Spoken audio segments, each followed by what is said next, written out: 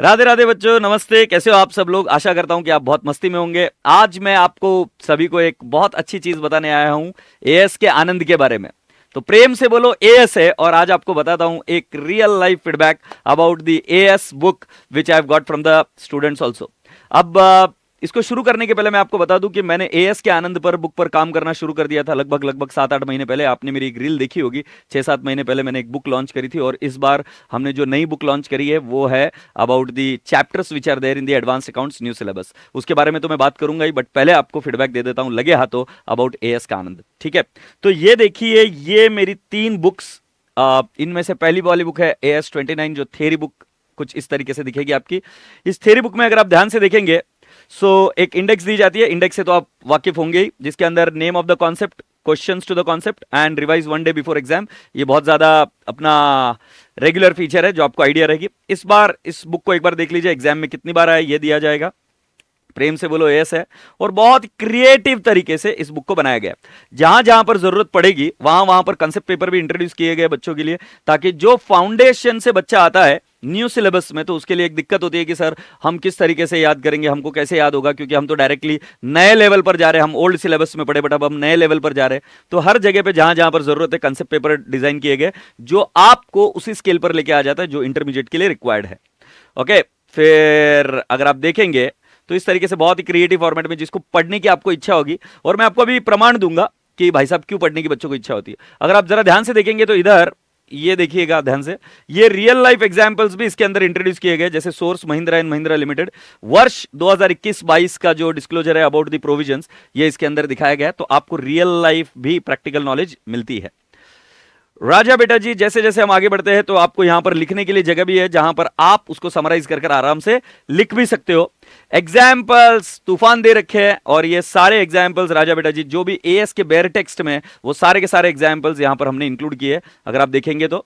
और ये सारे एग्जाम्पल्स क्लास में डिस्कस करे जाते हैं along with the different question. तो अगर आप देख रहे होंगे तो 6 एग्जाम्पल है, और ऐसे करते करते हम एग्जाम्पल्स बनाते हैं। तो अगर आप एग्जाम के पहले क्या पढ़ के जाना है सर, तो कोई चिंता की बात नहीं भाई साहब। आप अगर इन एग्जाम्पल्स को भी पढ़कर जाएंगे, so still my dear friends you will be able to answer the question. So यहां पर हमने कितने एग्जाम्पल्स कवर कर लिए राजा बेटा जी?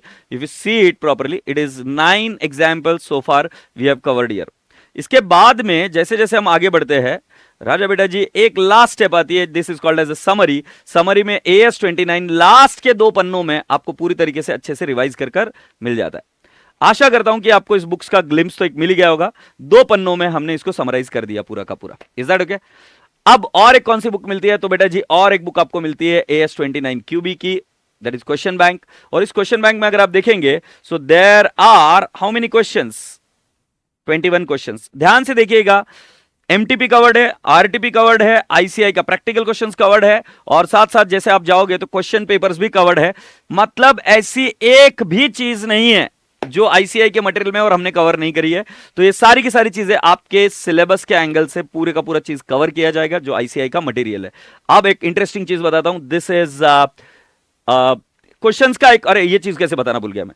क्वेश्चंस अगर आप देखेंगे, आईसीआई इलस्ट्रेशन नंबर 1, इन क्वेश्चंस के आंसर्स को मैं जरूर आप सभी लोगों से रिक्वेस्ट करूंगा, प्रार्थना करूंगा कि आप जरूर जाकर देखिएगा कि इसके आंसर्स आईसीआई का इलस्ट्रेशन नंबर 1 है AS29 का। और अगर आप देखेंगे तो उसका आंसर वहां पर जो लिखा हुआ है तरीका है वो अलग है, बट हमने इसको कन्वर्ट कर दिया। अगर आप इधर ध्यान से देख पा रहे हो तो रेफरेंस राइट, फिर उसके बाद में अगर आप जाएंगे तो उसका एनालिसिस, कि भाई साहब इस क्वेश्चन का एनालिसिस किस तरीके से किया गया और कौन सा प्रोविजन पहले उसको अप्लाई किया, ये सारी चीजें हमने यहां पर बताई रेफरेंस में। रेफरेंस के बाद में कौन सा प्रोविजन जो अप्लाई किया है वो किस तरीके से अप्लाई किया इस क्वेश्चन में, उसका एनालिसिस है।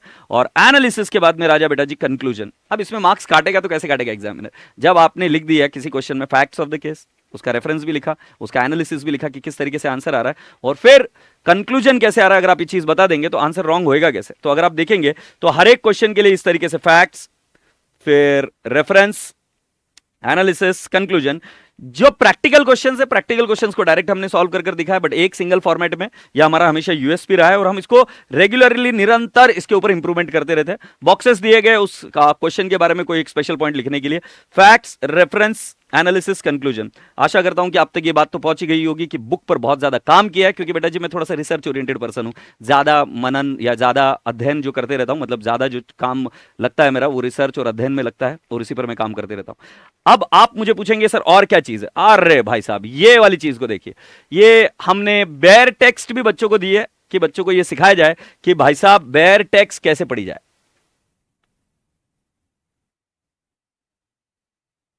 अरे सो अगर आप देखेंगे तो बेयर टेक्स्ट भी बच्चों को पढ़ना सिखाया गया है। Is that okay?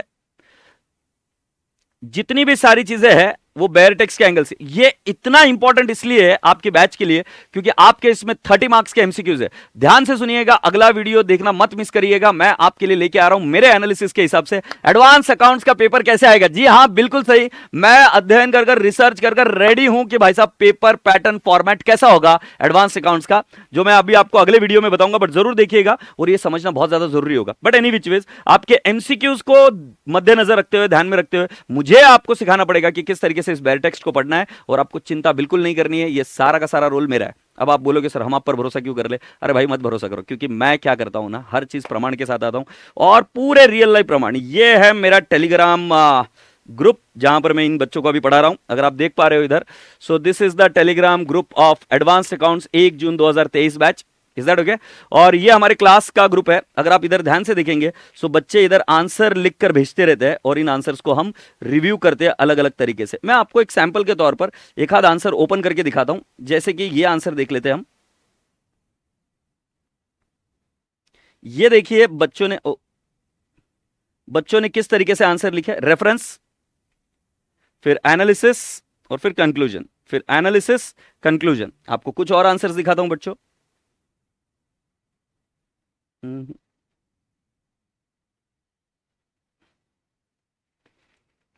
हम्म।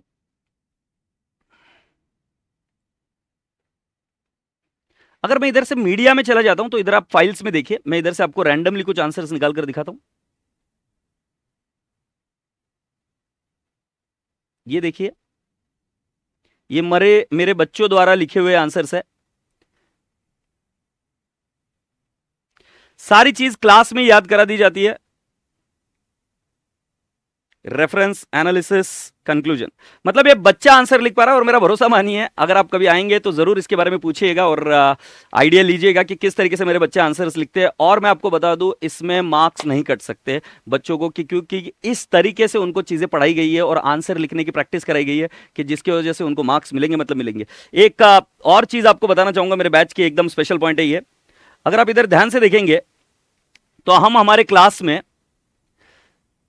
आपको मीडियाज दिखाता हूं। इधर ये फाइल्स ही फाइल्स है।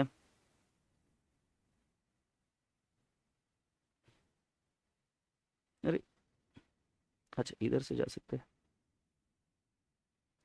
ये आज के हैं जो बच्चों ने आंसर लिखे, अगर आप देख पा रहे हो तो आज। तो कुछ बच्चे बोलेंगे सर ये तो आप ये भी कर सकते हो, स्क्रिप्टेड भी हो सकता है। अरे चिंता की कोई बात नहीं यार, जो अपन करते हैं वो सारी चीजें एकदम ओपन है। मैं आपको बता देता हूं, इधर क्लास में बड़ी मस्ती के साथ काम चल रहा है। टुडे मीटे तो मैं आपको और चीजें दिखाऊं।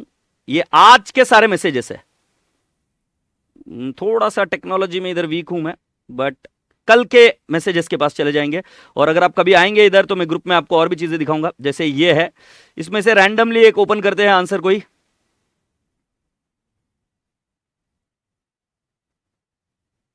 देख लेते ये वाला आंसर। ये फिर देख लीजिए बच्चों ने किस तरीके से ब्यूटीफुल तरीके से आंसर्स लिखे हैं,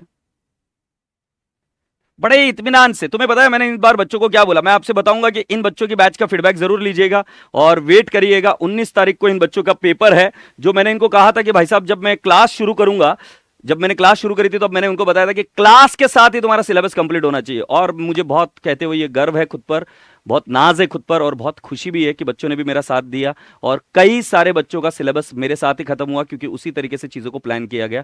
अगली आने वाली 19 तारीख को उनका सिलेबस कंप्लीट होगा 15 अगस्त के आसपास, और 19 तारीख के आसपास वो 100 मार्क्स की टेस्ट देंगे। और उस 100 मार्क्स की टेस्ट के भी आंसर्स और मार्क्स मैं आपके साथ सभी के साथ शेयर करूंगा।